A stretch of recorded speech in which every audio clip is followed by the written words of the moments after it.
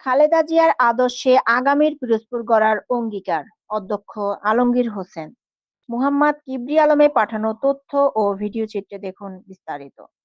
সাবেক BNP chairperson ও সাবেক প্রধানমন্ত্রী মরহুমা বেগম খালেদা জিয়ার রুহের মাগফিরাত কামনায় ঢাকায় দোয়া মাহফিল ও আলোচনা সভা অনুষ্ঠিত হয়েছে। পিরোজপুর ১ আসনে ঢাকায় বসবাসরত ব্যবসায়ী, কর্মচারী ও সর্বস্তরের জনগণের উদ্যোগে এই সভার আয়োজন করা হয়। অনুষ্ঠানে প্রধান অতিথি হিসেবে উপস্থিত ছিলেন পিরোজপুর ১ আসনের ধানের শীষের প্রার্থী অধ্যক্ষ আলমগীর হোসেন। তিনি বলেন, দেশনেত্রী বেগম খালেদা জিয়া ছিলেন তার মায়ের মতো। নমিনেশন পাওয়ার পরেও তাকে সালাম জানাতে না পারার কষ্ট আজীবনের। তিনি আরো বলেন, বেগম খালেদা জিয়া দেখে যেতে পারেননি, তার আদর্শের কর্মীরা আজ যোগ্য হয়ে উঠেছে। অধ্যক্ষ আলমগীর হোসেন পিরোজপুরবাসীর কাছে দোয়া চেয়ে বলেন, ধানের শীষের পক্ষে ঐক্যবদ্ধ হয়ে আগামীতে একটি সুন্দর, শান্তিপূর্ণ ও উন্নত পিরোজপুর গড়তে সবাইকে একসাথে কাজ করতে হবে।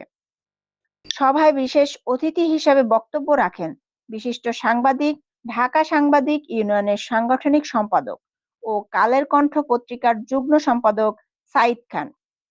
তিনি বলেন, জামায়াতের সঙ্গে থাকলে জান্নাতি আর সরে গেলে জাহান্নামী। জামায়াতের এ ধরনের মনোভাব ভণ্ডামি ও শিরকের শামিল। জান্নাত জাহান্নামের মালিক একমাত্র মহান আল্লাহ তাআলা। সভা শেষে মরহুমা বেগম খালেদা জিয়ার রুহের মাগফিরাত কামনায় বিশেষ দোয়া ও মোনাজাত করা হয়।